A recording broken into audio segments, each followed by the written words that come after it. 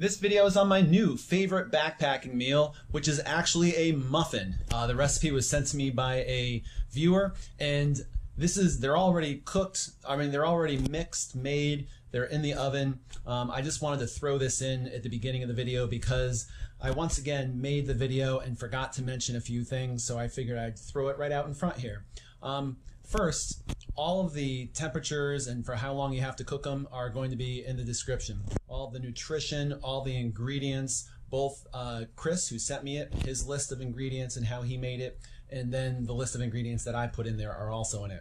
Also, I just want to point out, I did forget the first ingredient on the list, which was almond butter or peanut butter. And so if you do try these at home, make sure you add that in and don't just follow the video. All right. Make these muffins. They are delicious while backpacking. Here you go. Welcome back. Today I want to share with you my new favorite backpacking food item. I just had it for dinner. It was just 2 nights ago. And I tried to make a video on this a few times and I kept screwing up. The first time, big mistakes. The second time I left ingredients out. And I was just going to give up on it. But I was actually on the New England Trail Friday night into Saturday, and I was going to do some filming of me eating it, and then I just kind of gave up. And so I figured I would film myself making the next batch for my next trip. Now, I have to say, this is not my recipe. This was sent to me by a viewer. His name is Chris Cook. On the internet, he goes by Mr. Tangible, I believe is how you pronounce it. And with the exception of a couple of small changes, everything is the way that he makes it. I will mix it differently than him, but otherwise full credit to Chris. And I have to say, this is one of those recipes that if you make them and eat them right away, they're just good. I had some that was on Friday night on my trip. I had them in the freezer for like a month and a half, 2 months. They thawed out during the course of the day, and then I ate them at night, and they're absolutely delicious. So if you let them age a little bit, even if they just sit in a container for a couple of days, they taste so much better. At least to me. To you, might be totally different. You can see Chris's list of ingredients. I will tell you that this is an intimidating looking recipe. There are, I don't even know, what's that, like 20 ingredients or something that is on the paper that he sent me. And if you are kind of new to a plant-based lifestyle and cooking, you might not have all the items in your house, but I will say this.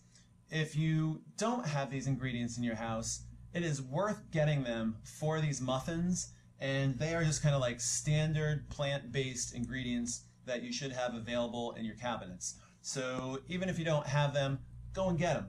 Put them in your cupboard and try this recipe out. Okay, so now let's change the camera angle. All right, what you see in front of you are all of the ingredients that are going in. So it is 2 apples. I couldn't decide which one, so I went with 1 green and 1 red. In Chris's recipe, there's supposed to be kale. I have made it with kale. I don't have any kale today, but I had collard greens. There are 4 medium carrots, 2 bananas, and on this dish over here, let's see if I can even remember what I put. All the dry ingredients. So you have chia seeds, you have baking soda, you have salt, flaxseed, blueberries, which obviously are not dry, but they were frozen, but they've been here so long they've thawed out. Cinnamon, there is ground ginger, which I think I blended in by accident. There are almonds, there is oatmeal, there is, I put some mulberries in, they're not in Chris's recipe. And over here, Chris calls for 2 tablespoons of, I can't pronounce the sweetener. It is erythritol, I believe is how you pronounce it. Which if you research sweeteners, I could live with eating that one. I have erythritol stevia blend, and just for an alternative, I have a tablespoon of date sugar. So if you want to go whole food, date sugar is the whole date just ground up. Over here, we've got raisins. Got maple syrup. Chris's recipe calls for half maple syrup, half honey. I did all maple syrup. And in this one right here, there is the juice of 1 lemon, molasses, and vanilla. So the first thing I'm going to do is I'm going to do the dry ingredients. And again, the blueberries should have been frozen and it would have been easier just to blend up. Now they're going to make it a little bit soggy, but I'll throw them in anyway.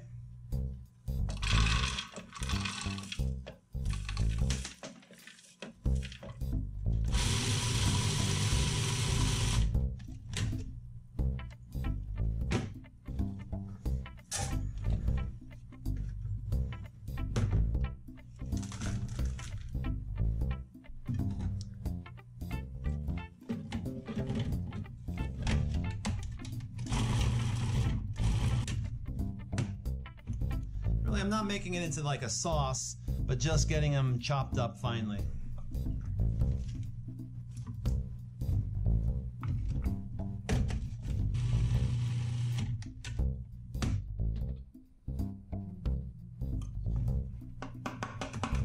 Make sure you break up your carrots into small pieces, otherwise they tend not to blend very well.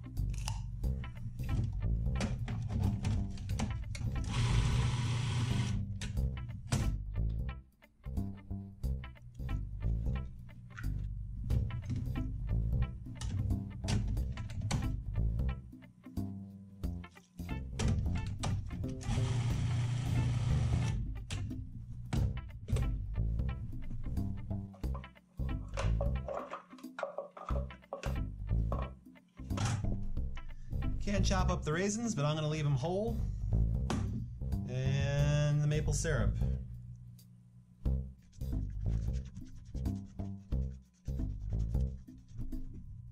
Now, one of the things that I've been doing is based on the fruit and other things I've been using, it will change how wet it is. So maybe if my apples are bigger than normal, or if I ended up doing more carrots or larger bananas. So it's a little bit loose, so I'm going to add in some oatmeal.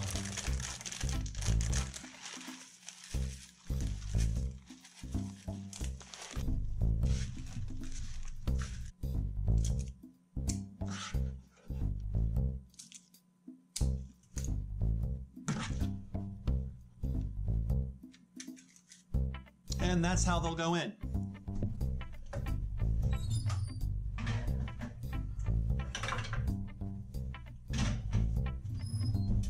Now, this is what they'll look like when they come out of the oven. These have been in my freezer for at least a month. These are still left over from a big batch that I made a while ago. And so you can kind of get a sense of what they will look like. And if you kind of notice, I do like to experiment, so if you kind of look, I don't know how well this is going to get picked up, but you can kind of get a sense that I experiment with the different ingredients, and they're very different. Now, I highly recommend these.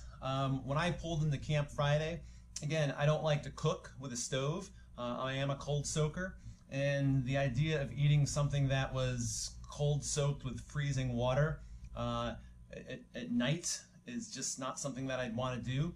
So these are one of the alternative meals that I have when I'm cold soaking in the winter, or when I don't want to cold soak in the winter. They are absolutely delicious. I highly recommend experimenting with them, and I also just highly recommend experimenting with your meals. You know, you don't have to have that normal classic supper. These are nutritionally sound. I'm going to put all the nutrition in the description below, and so you can see that by eating these, you are getting a sound meal. You are getting a complete meal. And they're just, it's kind of fun to eat muffins for dinner instead of just your normal everyday sort of backpacking food. So, Morning Glory muffins, thank you, Chris, for sending them in.